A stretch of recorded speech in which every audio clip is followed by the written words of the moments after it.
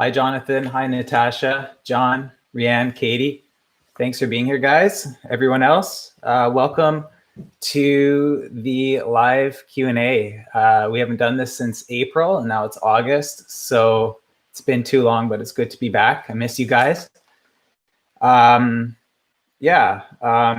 a quick setup here.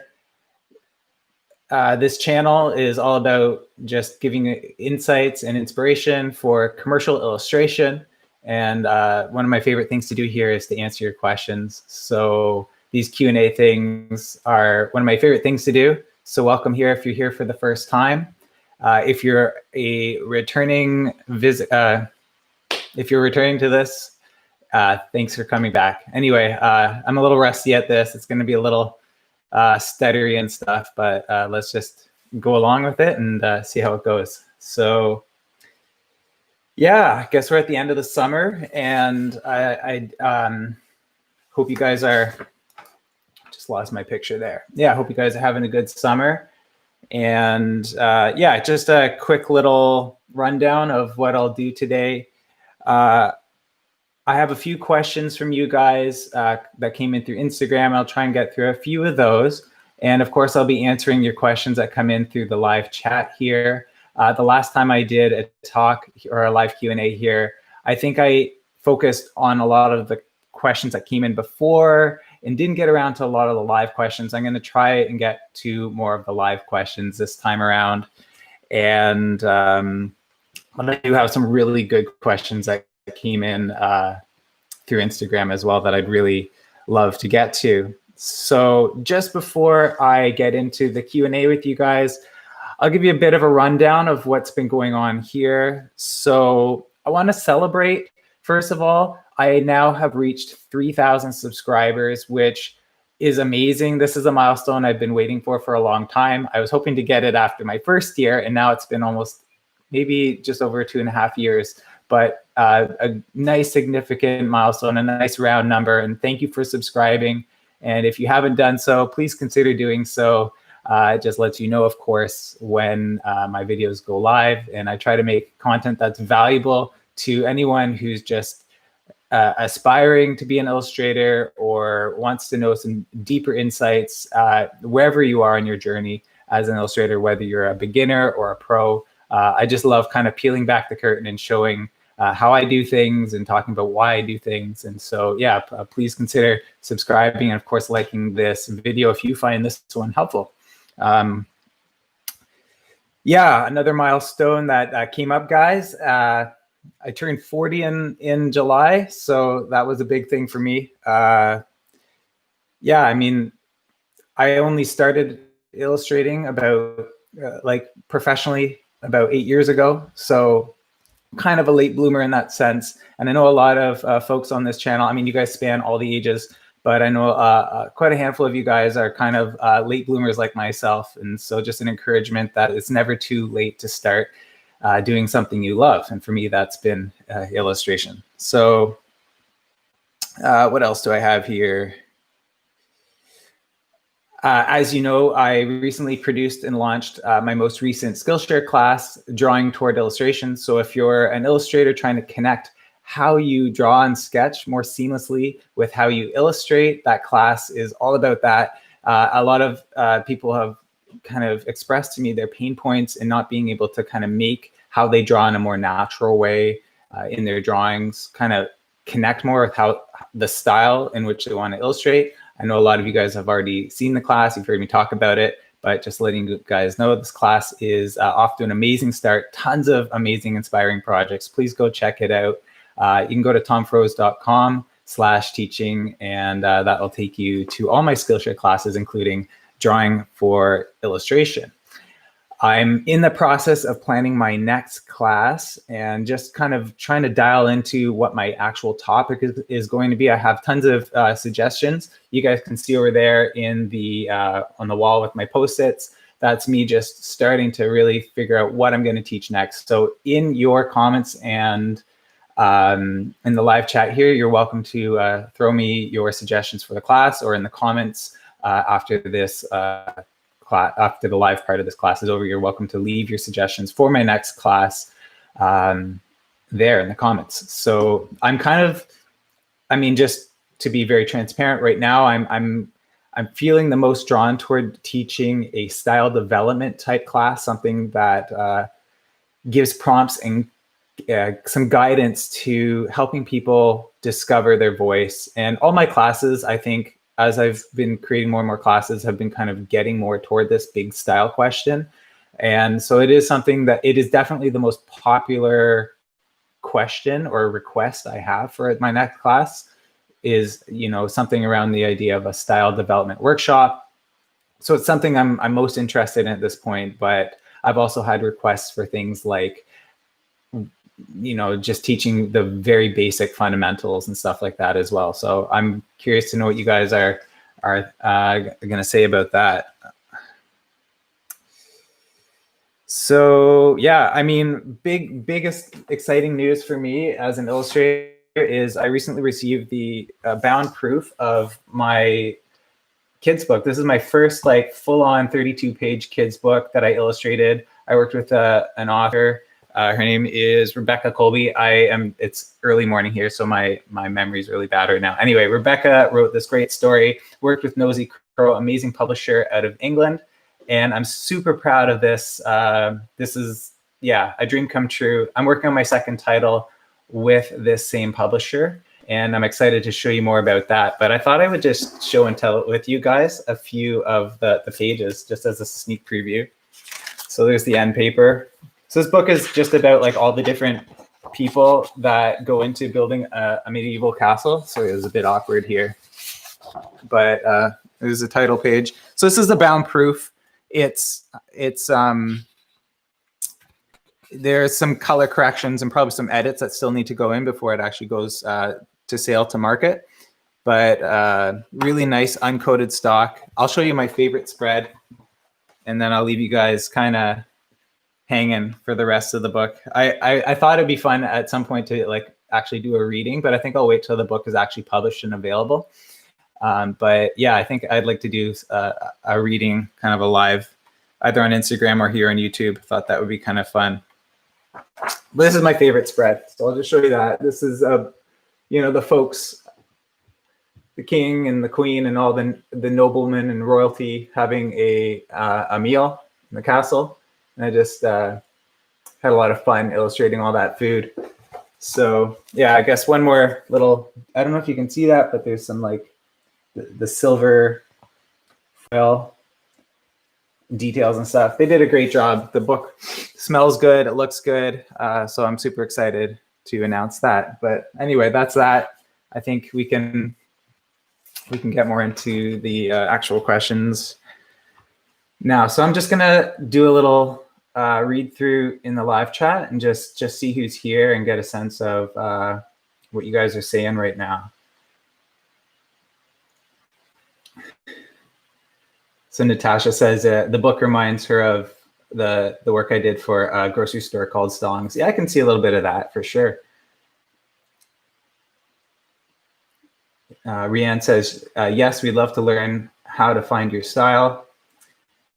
Thanks for the congrats, Gabitzak. I'm not really sure how to pronounce that name there.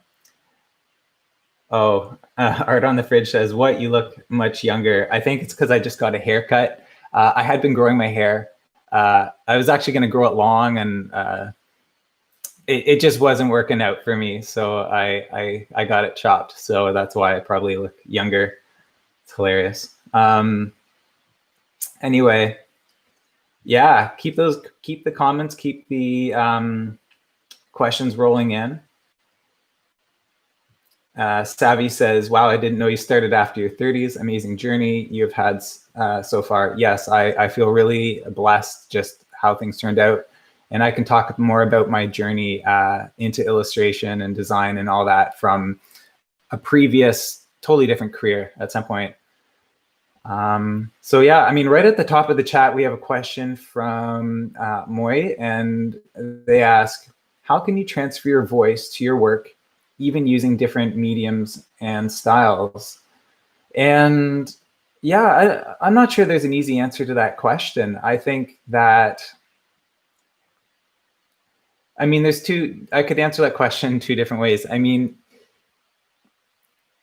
if you have a strong voice, it should be able to come through no matter what style or medium you work in. And I think that's been somewhat true of, like, in my own work. I've always had people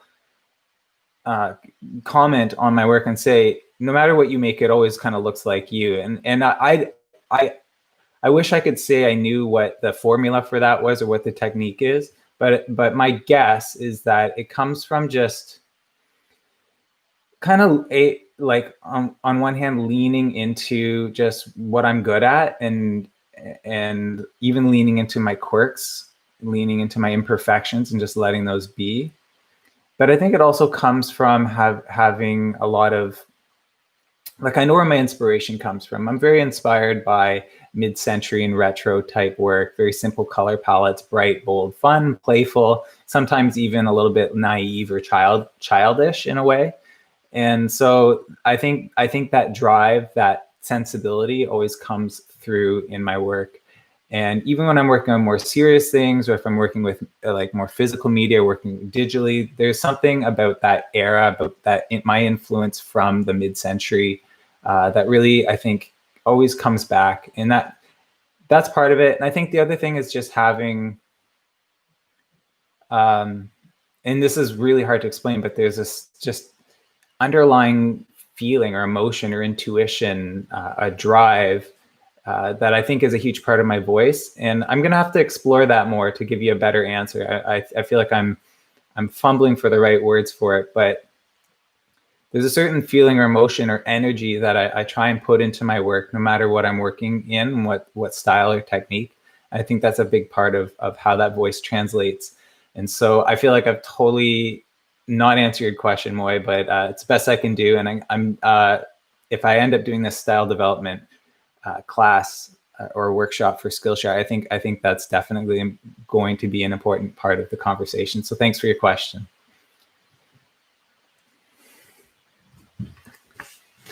Okay, I think I have a question here from Damar, and they ask, congratulations, the book looks great, thank you. I'd like to know about finding work and finding an agent. What was your process since you started late? So great question, thank you. So the way I got into illustration was first by being a designer. So a lot of you guys know that part of my story. So I went to art school to study communication design, graphic design. And that was always my intention, was to be a designer. And when I graduated, I ended up working as a designer, as an art director. And I did so for a number of years, working in sort of the design agency world in Vancouver, here in British Columbia. And so there are maybe two ways that helped me. And one was, like, whenever I needed illustration, I kind of was left to often make my own illustrations to put in whatever work I was doing. And I always enjoyed that part. So there was me developing my illustration skills already before I knew I wanted to freelance as an illustrator and become full-time in that sense.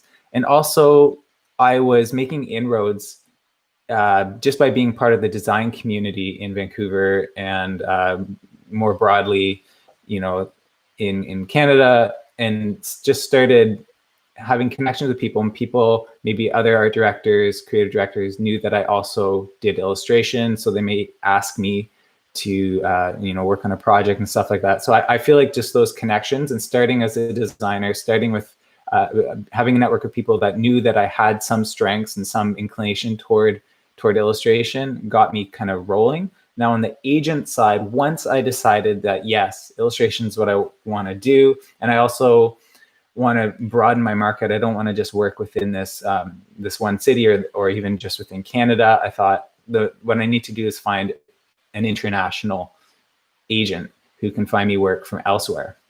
So I did a lot of research, looked at all the different agencies, and this is really important. If you're looking for an agent, you shouldn't look just for an agent in the abstract or generally. You need to find an agent that has work in their offering, like on their roster of illustrators that you feel you want to be a part of, that you could be a part of, or that you aspire to be a part of.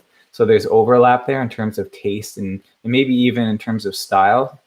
And because not every agency is going to have a roster of artists that you relate with.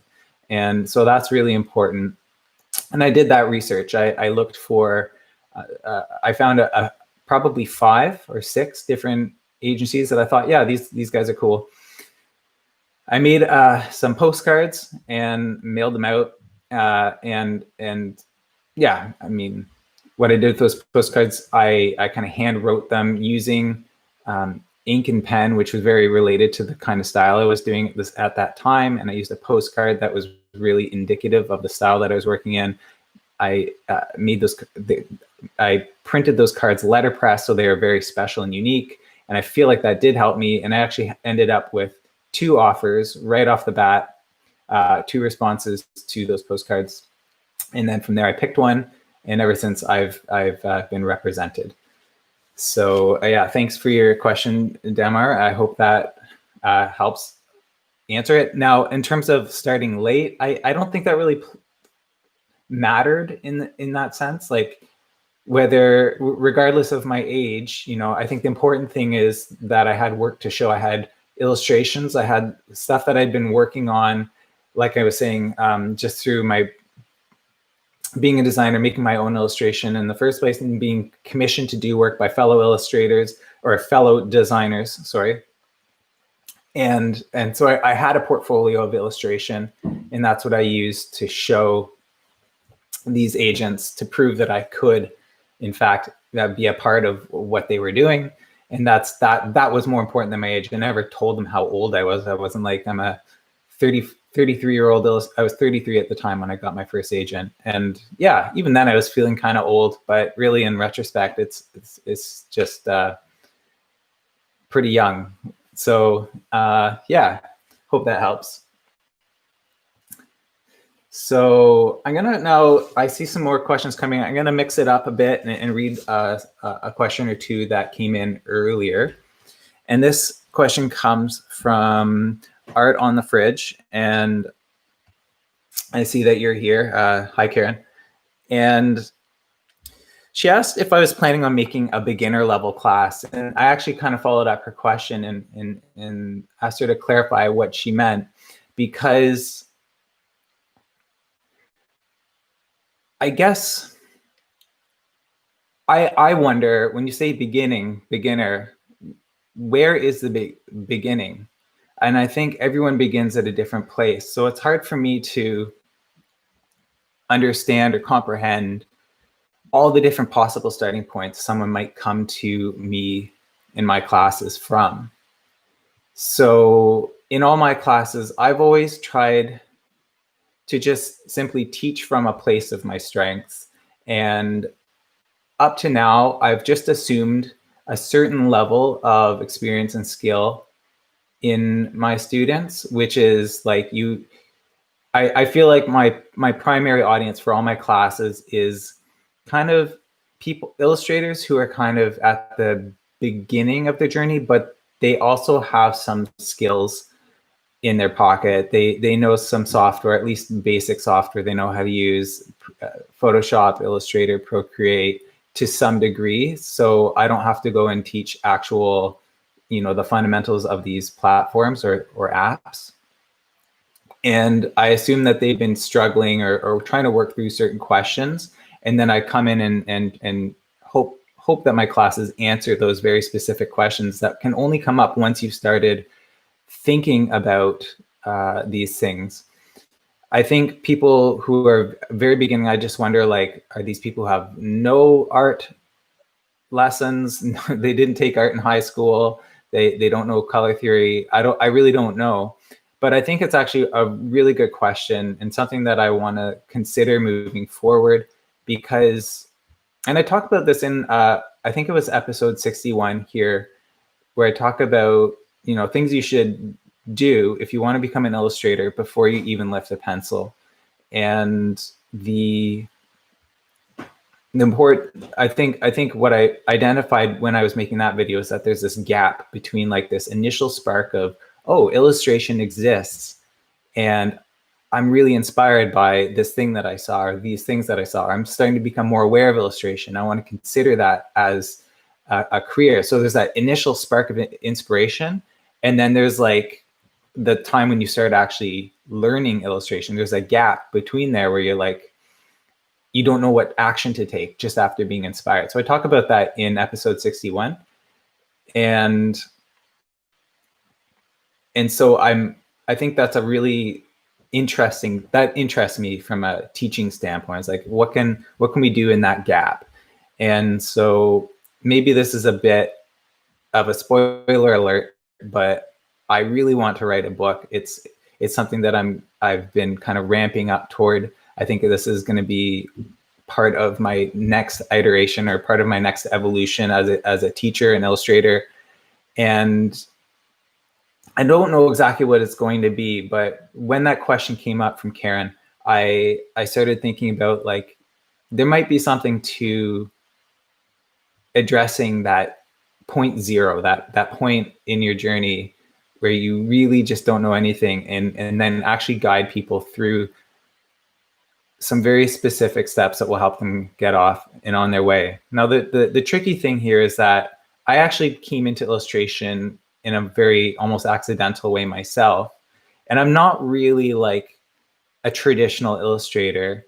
You know, you can tell by my work that I'm not detail oriented where it comes to being realistic and representational. And that's just not where my interest level sits. And I think every illustrator has to kind of, you know, illustrators come from all kinds of places and tastes and preferences and things that inspire them. Some people like fantasy, some people like, you know, mid-century modern.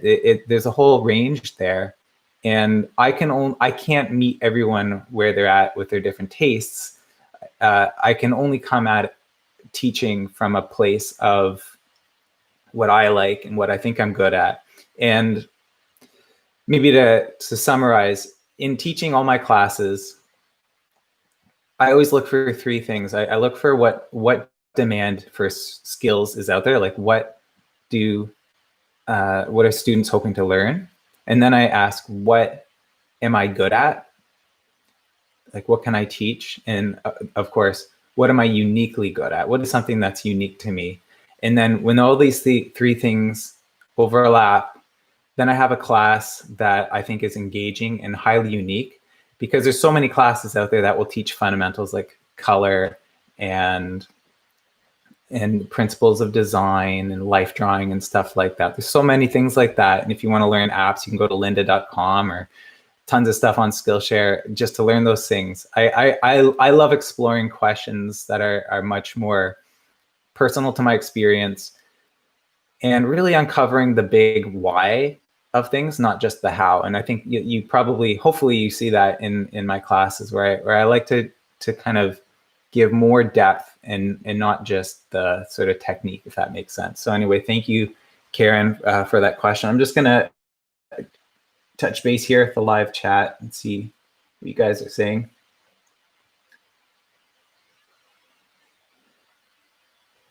So Dipti says, would love to know your journey to becoming an illustrator. So that's a long story. So I might be able to answer that question in a very short way. I'm gonna just read through a few more of the questions, guys. What was your career before art school, and how long were you in that industry before deciding to go to art school, says Jasper. So those are kind of two related questions. So I'm gonna give you a super quick answer to that. And then I might circle back to this question I had about, I saw that Karen followed up with some questions, possibly regarding teaching at the beginner level. So yeah, I mean, Cole's notes of becoming an illustrator really is, I was bad in high school, like I was like a D student, barely graduated. Although I was artistic and I was taking art, but I failed my senior level high school art class.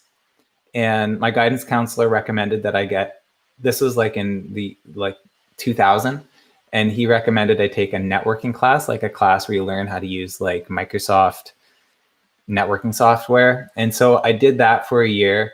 and I actually did really well, and really got into like tech, and I ended up going to college for computer engineering.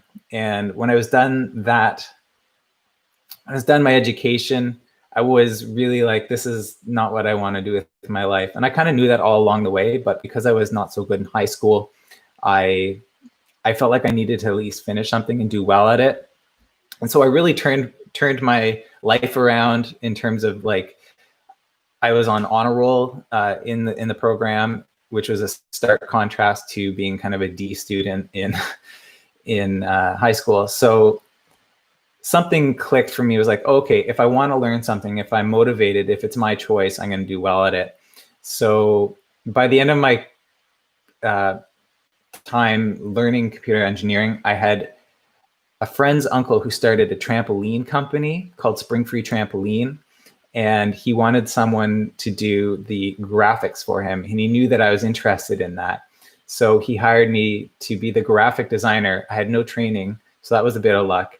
And I had no idea what I was doing. But it was a real amazing opportunity just to start asking some questions and seeing what I was good and not good at. And from there, I realized like, oh man, I'm like, I was aware of the fact that I had limitations and really loved design. And I thought, if I'm going to get good at this, I need to go to art school. So I did that, went to art school at the age of 26. And then through that, thought I was going to become a designer. And then I did already touch on the fact that when I graduated, got a job in Vancouver, and then sort of found my way to illustration, almost on accident, but it kind of was something that was already something I was interested in, and it kind of got teased out of me more and more. So that's kind of the short story. Thank you for your question.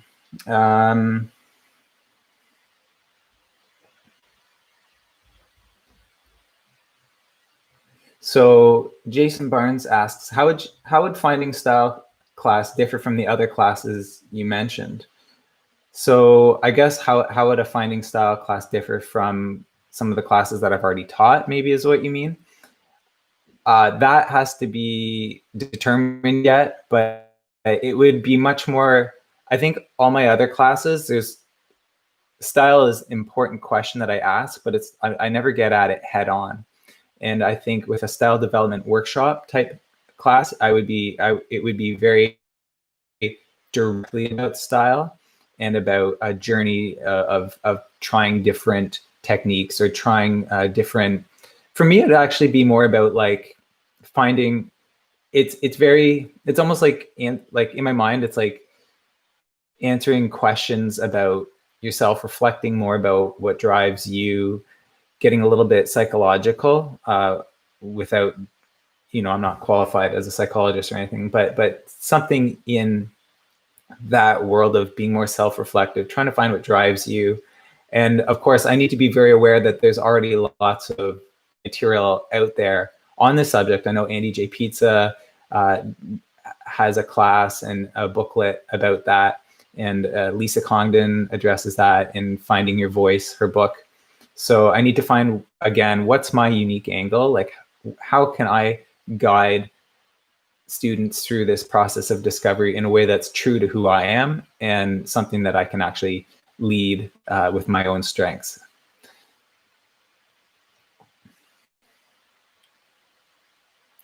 So John H. asks, if you're putting yourself out there on social media while having tried over and over and not getting much traction, what is your advice for building an audience?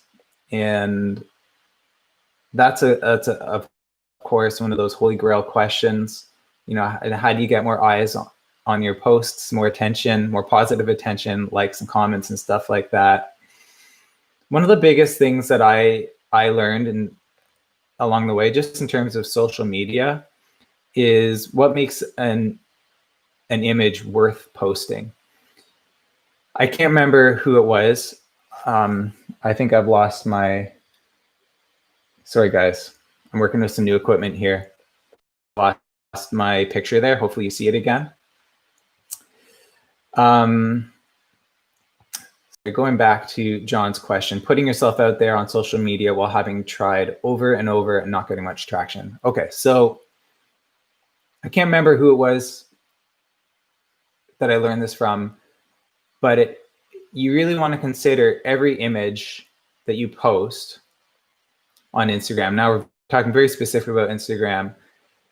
I think you just need to think about what will people be able to get from that image in the split second that they're scrolling through.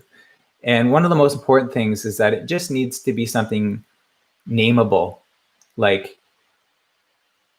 I don't know, bird on telephone wire, or kid eating ice cream cone, or car accident, something that people can immediately, they have a concept for it right away, even if they don't really know what the story is. They see what it is. It's not like a complete abstraction that's like, I don't know what that is, I'm going to keep scrolling.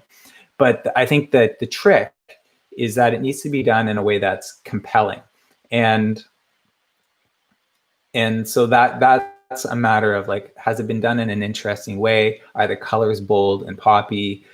Is there something that makes someone see this topic, bird on wire, car accident, kid with ice cream cone? Is there something that adds a layer of interest or a twist of some kind? And so you can ask those questions kind of objectively when you're posting. And that's very specifically, like, I know that's kind of a specific answer. You know, I think the other thing is you have to just ask yourself as much as objectively as possible, like, what is your work saying? Is it connecting to audiences at all? Like, is social media the problem? You know, show your work to friends and family and get their feedback on it. Try and improve in that sense. And you might have to try different things and see what sticks. And of course, if you look at my Instagram feed from way back, and I've actually, like, full disclosure, I archive things often because I'm like, oh, I don't like that. That doesn't represent me anymore. I don't like how that looks. You can see me kind of floundering and trying to figure out what I'm posting, what I'm about. And eventually you start kind of getting a sense of what people are responding positively to. And it's not about pandering or about feeling like you have to do what other people like, but maybe there's that overlap where, like, you're excited about something, you were like, this is going to be good, I know it, and people actually respond to it more than they might have responded to other things, and more positive, and maybe more likes, more comments, or something like that. And then that you can be like, okay, this was more successful. I'm gonna kind of focus more on doing this kind of thing more. And so I think it's really just iterative. You kind of get a sense of what's resonating with you personally, and what's resonating with your audience, and trying to use that feedback to its advantage. I mean, that's the advantage of social media, is you get that kind of feedback. It can also be really irritating when you're or more than irritating, it can cause a lot of anxiety when you're posting things and nobody's liking it, and you're not getting the response, but you were excited. That's the worst feeling. It still happens to me. And you know, I try and learn from that. But of course, I also need to realize, like, at the end of the day, you like what you like, and if you just have to be true to you first and foremost, and just find a way of overlapping that with what other people are hungry for. So thanks for your question. All right, so already half an hour in. I'm gonna go back to some of the questions that were asked. Oh man, so many good questions, but I'm gonna try and limit these so I can answer more of the live questions today. So Natasha asked me, is there any recommended steps for getting out of creative block? And this is, of course, a perennial question, and actually something that's very near and dear to me as a topic, because creative block really is real. It really feels like something that holds us back. And maybe creative block comes in the form of of like you're doing a personal project and you open your Procreate or open your sketchbook and you're just like, I don't even know where to start or what to do. So that's one kind of scenario, but it could also be in client work where like someone's hired you to, I do an actual specific kind of illustration. Then when it comes to coming up with ideas for it that you need to show your client, you got nothing. So the second scenario is actually more easy to break down for me than the first. And I'll tell you why. So the first scenario, again, is like a personal project where you might want to just create something. And the second scenario is where you have a client that is actually paying you to do a specific kind of illustration for a specific kind of application, say an editorial illustration or a cover for a book or something very specific like that. It's easier because a huge part of creative block comes from just not knowing what your direction is. So right off the bat, if you have a client asking you to do something, you have some direction, you have a constraint.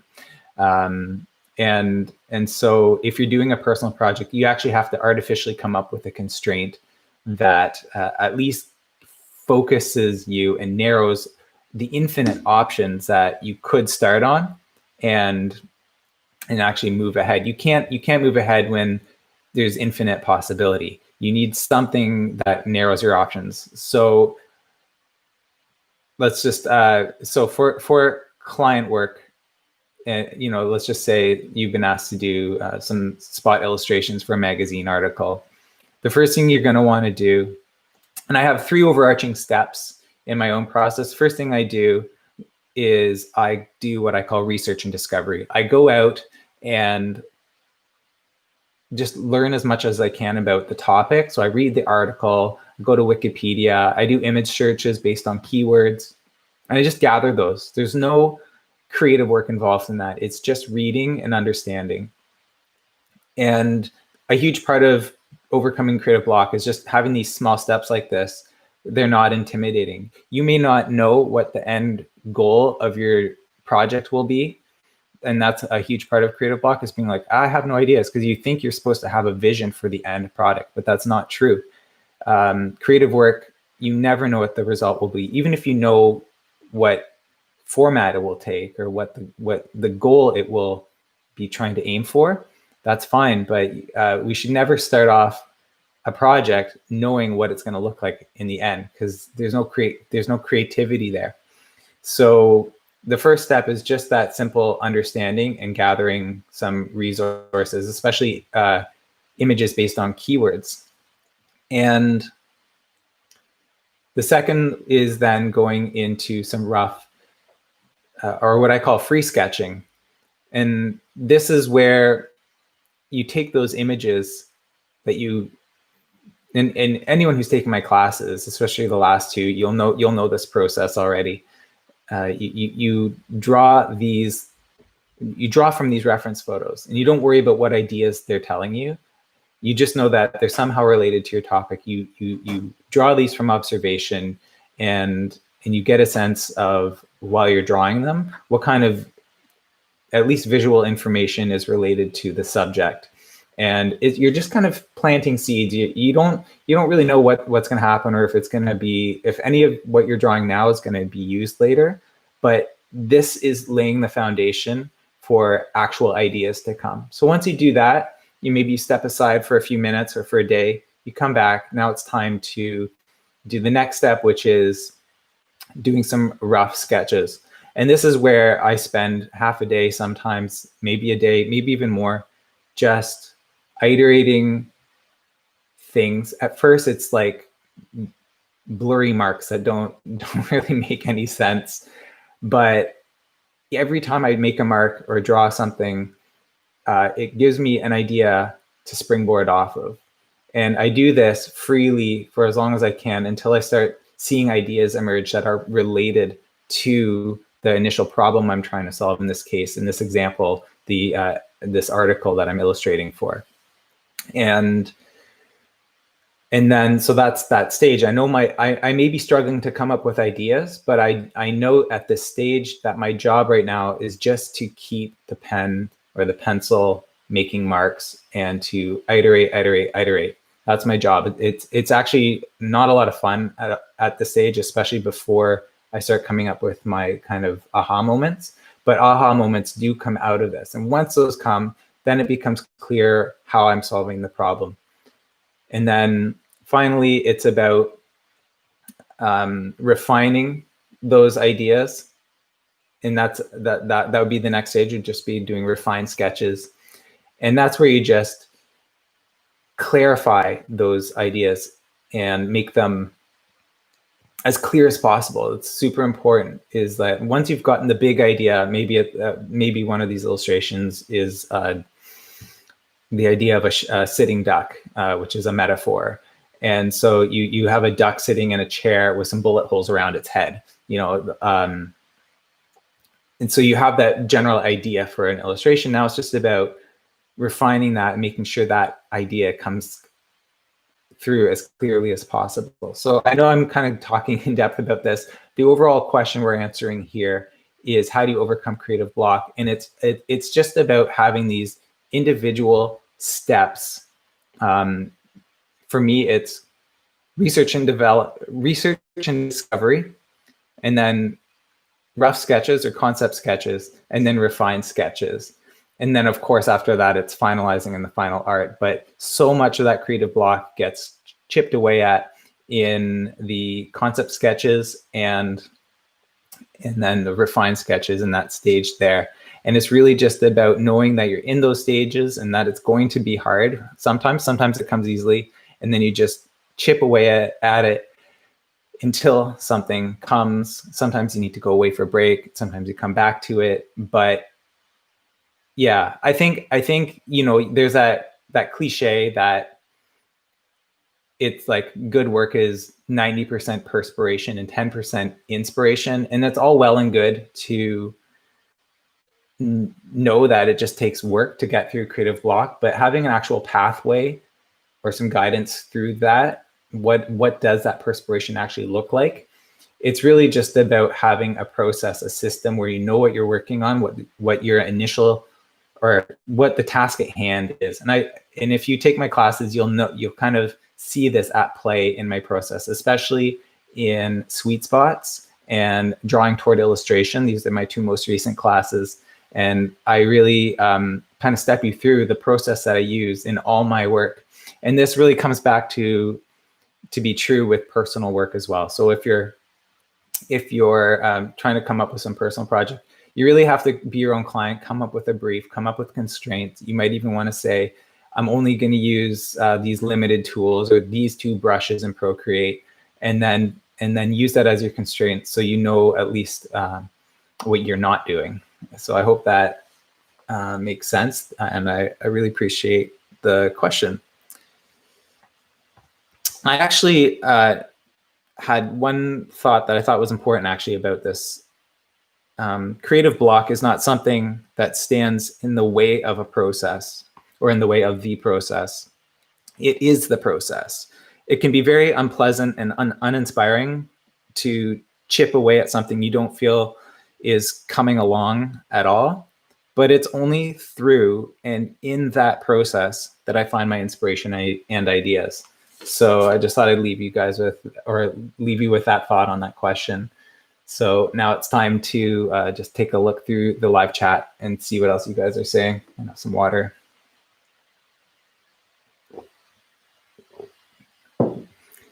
I always forget to that I can breathe and just rest when I'm doing these live chats.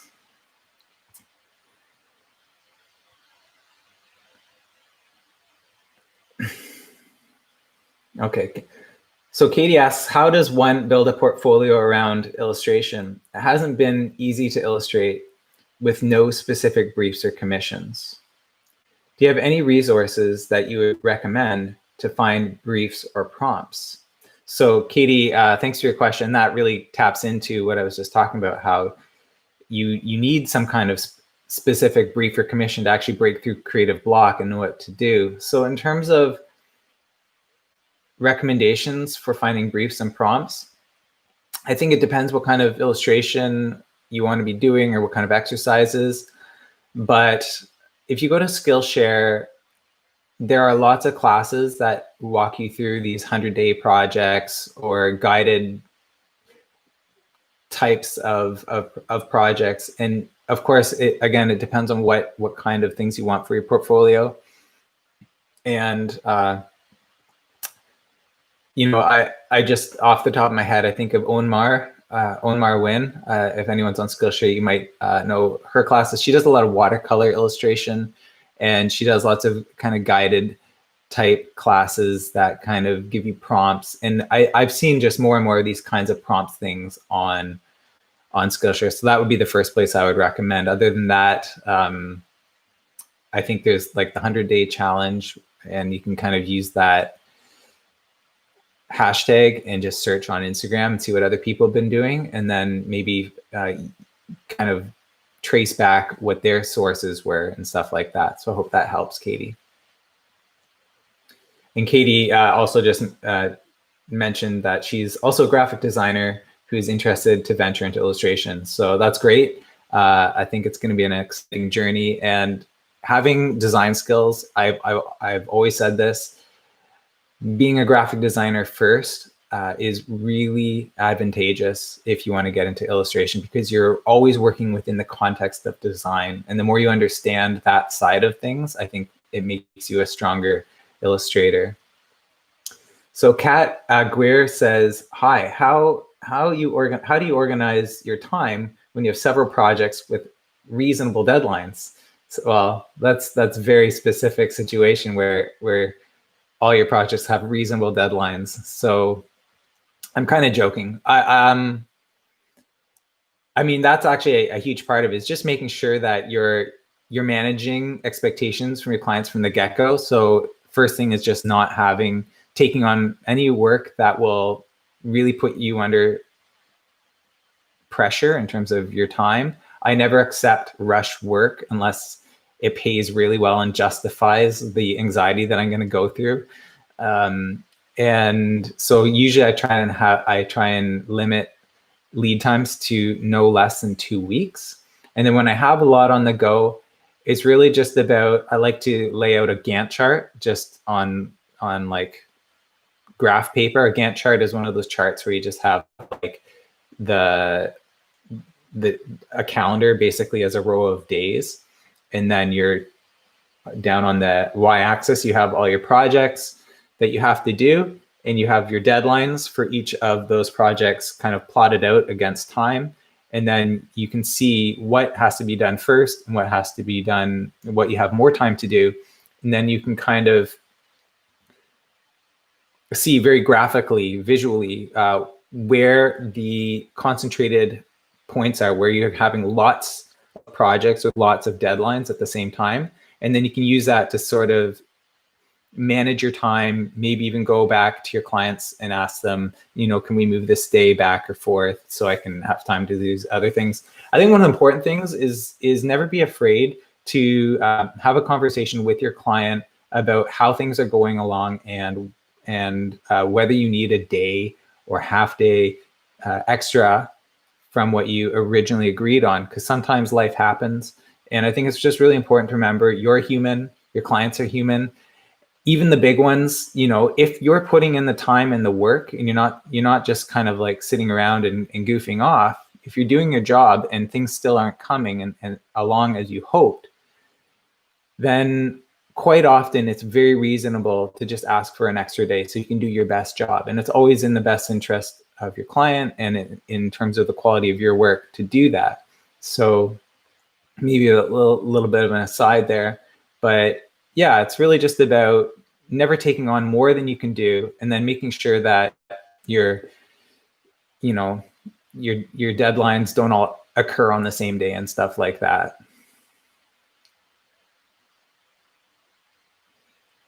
Okay, I'm just gonna see what else is going on here in the chat.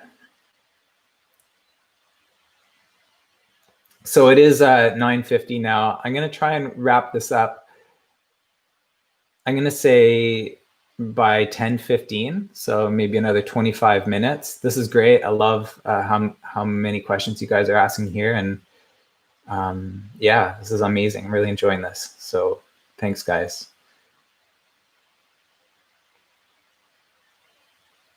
So Desmonda asks, what would be the things that beginners should focus less on when it comes to discovering their own illustration style. I think it's an interesting question because it's about what not to focus on versus what to focus on. I suppose in a way you don't want to focus directly on style. Style's a funny thing. I'm going to see if I can remember this analogy that I've thought of before, but style is kind of like a flame, like fire. If you think about it, a flame doesn't really exist. It's very ephemeral.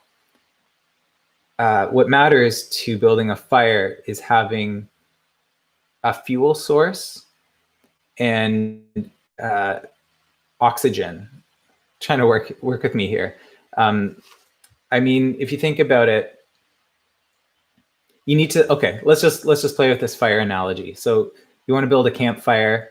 First, you just need to have the right conditions, right? You need to have dry conditions. You need to have it so it's not windy, it's sheltered from the wind and the elements. Maybe it's raining, it needs to be covered somehow.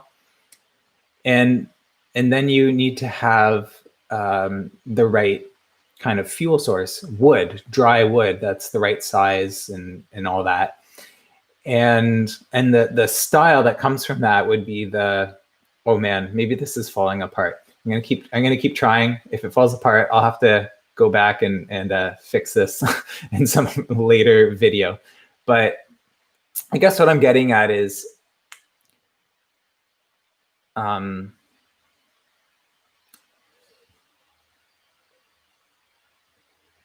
you want to focus on having the actual things that make a fire. The fire is going to result from that. But if all you want is the flame, and we're talking about style here, you can't, there's nothing you can do. You need to focus on those more basic things. So I think that wood would be like, firewood would be like your inspiration, what drives in for illustrating, your tastes, your preferences, really the big why, the thing that really fuels you up literally for illustration. And then the conditions are like, what is your experience? What is your skill level? What tools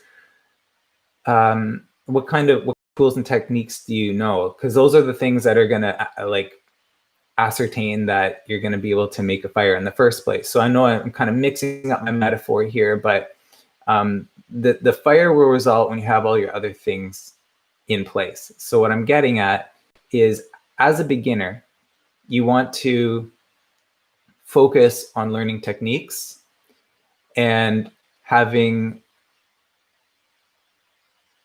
mentors. Mentors meaning you have artists you're inspired by and that are influencing you.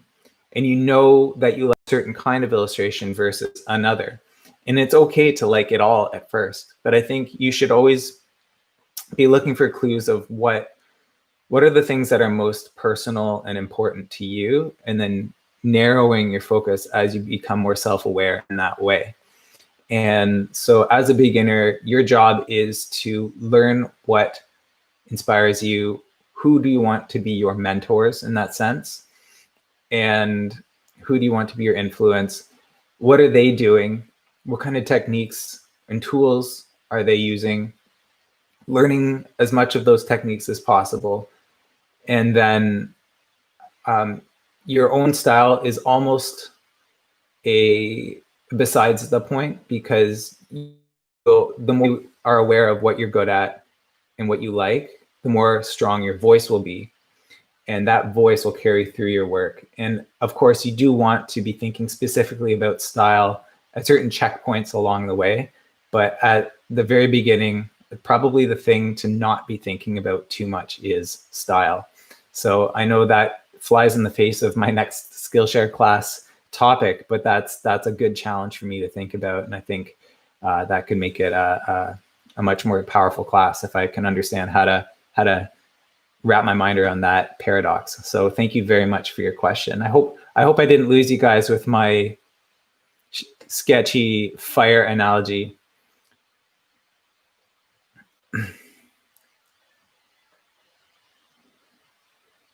So yeah, how you guys doing?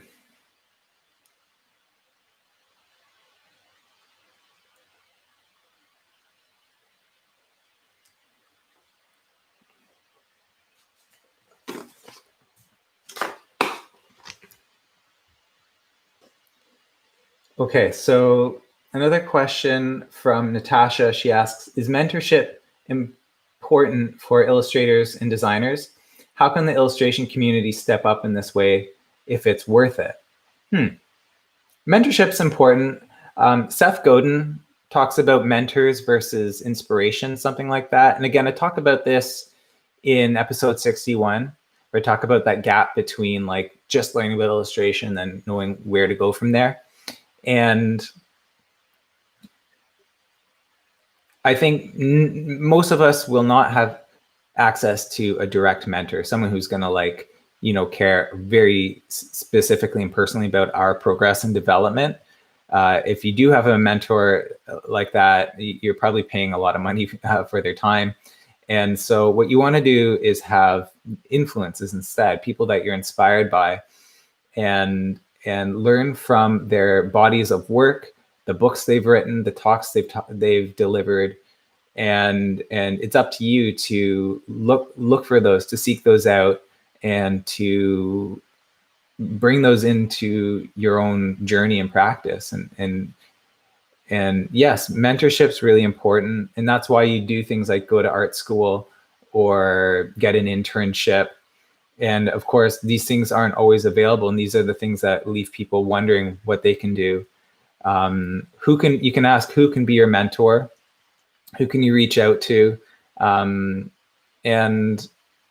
some people are willing to offer that kind of care and concern and mentorship for you in a very direct sense. But then you really have to just say, okay, well, these are the tools I'm working with, whether someone's directly mentoring me or not. I need to go find this, people who can guide me either in books or videos and stuff like that. And I know that's a bit of a cop-out, but it is the reality of what most people are working with: reading books, finding people that really touch on topics that are important to you. And then, early on, as I was trying to make that shift to art school, and I was going to throw away my early career before deciding to become a designer and going to art school, someone recommended that I just join a community of practice, which was like set up a group of friends who are all kind of creative and get together once a week over breakfast or something and talk shop. And so that's actually what I did. And that was a huge thing for me early on. I had a thing called we called it creative breakfast. And this was way before creative mornings. And it was just like people who were interested in poetry, people who were writers, people who worked at tech companies. People were all over the map, but we got together based on our love of creativity.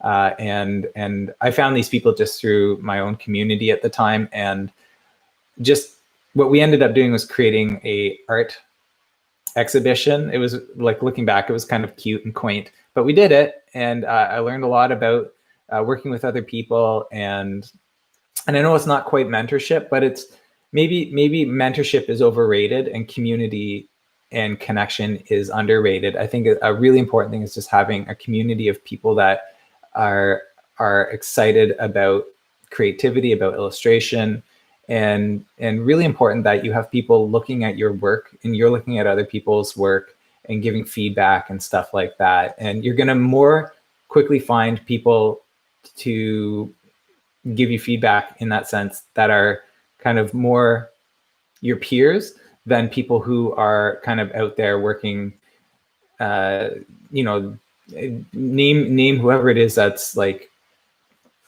out there writing books and doing talks and stuff like that. It would be nice if I'll just kind of, I'm trying to dance around this, but I'll be like, I get requests to mentor people all the time. And I really care about each person that wants to be mentored.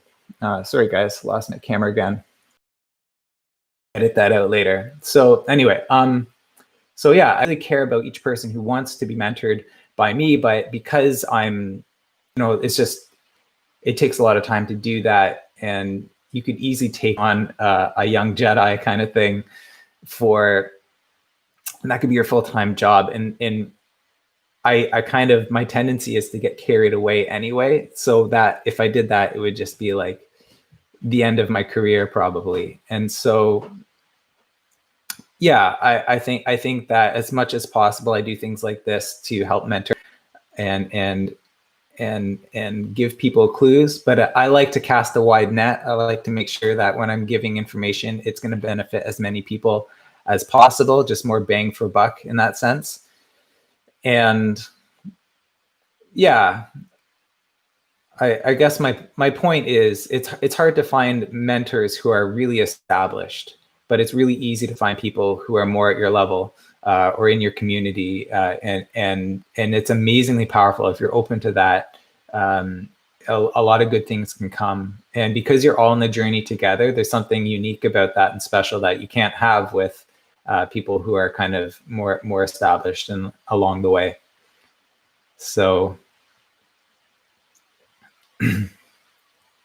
So Anna Ket says, you haven't directly talked about gesture in your courses, yet the gestures in your illustrations are beautiful. Well, thank you for that. How do you incorporate gesture in your flat illustration style? I have thought about this. I've wondered how I can teach this idea of gesture. I mean, I do have a background in my training in art school of drawing from life. I think drawing from life in life drawing classes where you're drawing models, hopefully that will become available again once the pandemic clears up. That's just an important way of understanding the human form. But then, sorry, I have some burps here. Old man moment. It's really important to study the human form just to get a feeling for how it moves. But I mean, I haven't done that for a long time, and that's probably long gone. I'm probably way out of practice. But there's a sense of intuition that sticks with you from that. And I think a big part of it is just, I don't know how to explain it. And this is where things get probably very unhelpful and a little bit woo-woo, is I kind of just, there's kind of a mode that I switch into when I'm drawing in a certain way, where I can feel it almost like at the tips of my fingers and inside my chest. Like it's the best, that maybe that's maybe an experiential way of describing intuition. Like you just kind of have a feeling of confidence and permission to just make marks, and you do it. And I think we all have this ability, this raw intuition, but I think it takes a certain level of awareness of it that we may not all have. And then of course, some skills and techniques that we can use to actually make it work successfully. And, it's one thing to be really inspired to drive a Formula One race car, but if you have no idea how to operate one of those machines, all that passion and intuition is going to be for nothing, right? So I think having skills and learning them alongside drawing from observation, alongside kind of tapping into your intuitions, drawing confidently and with permission just to be weird and bad and whatever else comes out, those things all kind of play out in the way that I do gestures and stuff like that. And I just have fun. It's just like, oh, the arm's got 2 elbows now. Okay, I'm going to just stick with that. And just trying to really play around. And sometimes that's something you can do privately in a sketchbook. No one has to see what you're drawing. It might get weird, but you can play around with how to express the human figure in very expressive ways, just by playing around with the human figure in ways that don't make realistic sense, but just somehow have a feeling. That is probably the worst answer I've given to any question ever. And I'm just gonna leave you with that and hope it helps.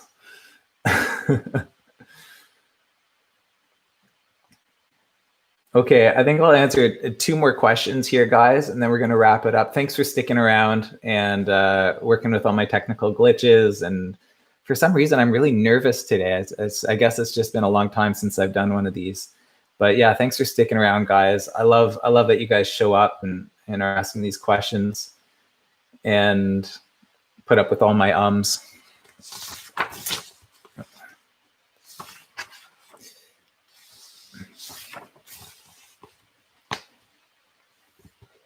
So I had a question. Again, this is from Art on the Fridge, and she asked, is it necessary to have a solid background in fine art to become a good illustrator? And the simple answer is no, I don't think you need to have a traditional art education. I think there's many examples of that out there. But here's a thought. We know where the most probable place to learn illustration is. That is in traditional art school settings, but we don't know where it isn't. So in other words, your best bet is to take a traditional degree or a program that teaches illustration from the fundamentals through to advanced topics. That's the most probable place you're going to learn, but there's no standard. And again, there's just many examples of artists who have succeeded in spite of their education. And, you know, I went to art school, but I didn't go to art school for illustration, and here I am. And so I think I'm maybe a half example of that. But yeah, I think if you really want to learn how to be an artist, a commercial artist, you know, you have to go right to where that's being taught. And I know a lot of that is being taken. It's all different now. It's all so different. And I know that in Canada, the cost of tuition is pretty small compared to if you're in the US. And I think for what you pay for a private art institution in the US, you do really well to look for alternative ways of learning and trying to work your way into the industry in different ways. And I mean, just as a side example, like if you look at like the media getting like in TV and movies and stuff used to have to go through actors guilds and be an actor and do acting school. I don't know a lot about that at all. But then YouTube came along, and then anyone with a camera and a computer and an internet connection could get into that space. And so many successful people, actors even, comedians, just everyday personalities are on YouTube making it work. And it's because the opportunities that a platform like YouTube affords. And so it is the Wild West again today. And I really think that if you want to learn illustration, the most important thing is to find your inspiration, find your influences, find, really nerd out what is the world you want to be a part of. Just get lost in it, read the books, watch the talks, go to the conferences when they open up again. And then, yes, eventually you're going to need to actually learn some things. And maybe one day there will be like an online, like kind of like a Skillshare, but it's like really structured, and it's just like the equivalent to a degree program that's online, but just as good. But the problem with that is you won't have the access to your peers and your like professors or instructors in that sort of all under one roof kind of, where all that synergy and all those opportunities kind of happen just from being in the same building. Now, all of us are going through that, the absence of that right now anyway. So maybe now's a good time just to lean into online learning. But yeah, I think that nothing beats learning with other people under one roof and having that person-to-person contact. So hopefully that we'll be able to do that again. And then hopefully there are going to be opportunities that aren't insanely expensive, especially in the US, for that kind of thing. So thank you for your question on that. So I'll answer one more question, although I really want to answer all your questions. Drink some water, says Dipti. All right, we'll do it.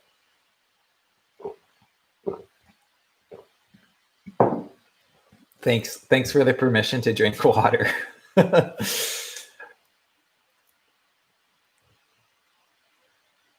Okay, I'm trying to choose a great question here. They're all good questions.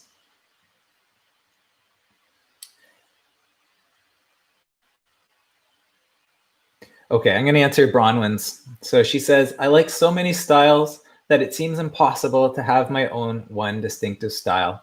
It stops me posting on Instagram because my feed won't look curated. Help.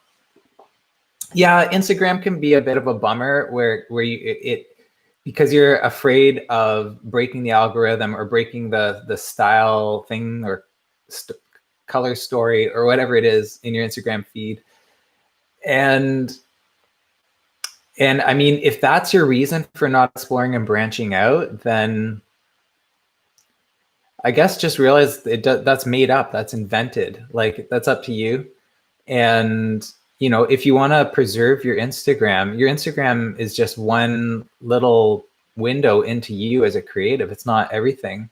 If it's important that when you're making, you have a place to share, obviously your options are to like create another Instagram account to try more experimental things. But maybe this is a place where you grow kind of privately and don't have that pressure of like other people having eyes on it. You know, if you want that community aspect where people are still commenting and feeding back on what you're doing, maybe you do that in the stories of your main Instagram feed. So you know, stories are great kind of tangents for tangential content. Like, I have sort of a thing going in my Instagram feed, but then if I want to just show something I'm thinking about, or even if I just want to take a picture of my cat, like, I feel safe to put that on my stories, because that's kind of like where you release some of the pressure of trying to be all consistent, right?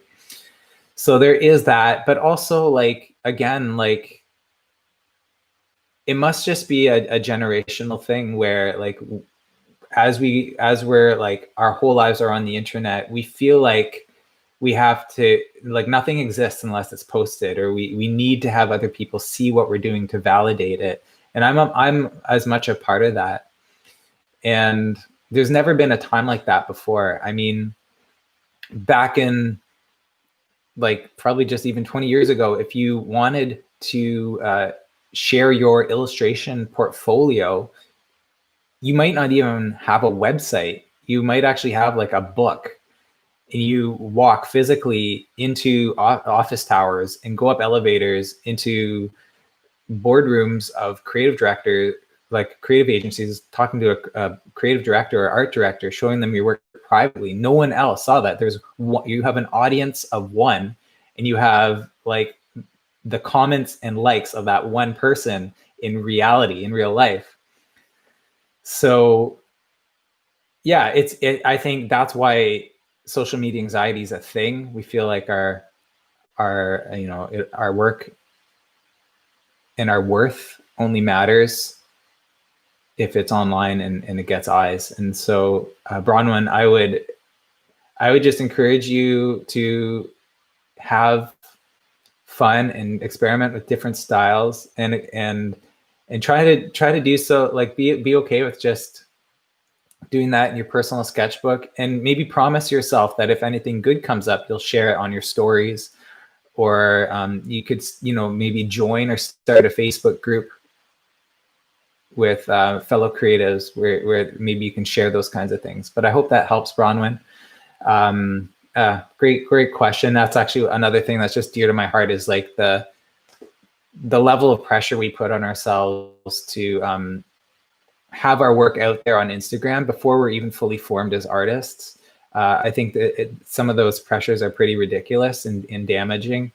But I never want to say that Instagram's a bad thing. I think Instagram's amazing. It affords so many opportunities, just like I was talking about YouTube affords so many opportunities for people who otherwise might not have a stage. So take the good, but be careful of the bad. And anyway, I'm going to wrap it up, and I'll see what I had. I know I had a few closing remarks before I leave off. No, I didn't have any closing remarks. This is it. This is it's 10:15, and I really appreciate you guys joining in with your questions here. Feel free to continue to ask questions in the comments of this video, or you can hit me up on Instagram at Mr. Tom Froese.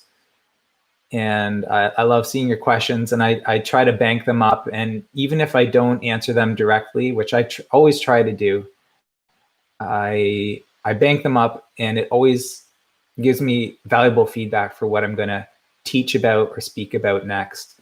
And I think just the community, the sense of community that people like you guys bring just by interacting and stuff like that, it's really encouraging and amazing and very, very valuable. So don't stop asking questions. And what can I say? I'm lucky to have you guys here. Thanks for 3,000 subscribers. And of course, if you're watching this and new to the channel, feel free to add yourself to that number. And I guess I'll see you guys in the next video, and I'll keep you guys posted on all the things moving forward. Okay, I'm really bad at saying bye. I hope you guys have a great week. I'll see you guys later.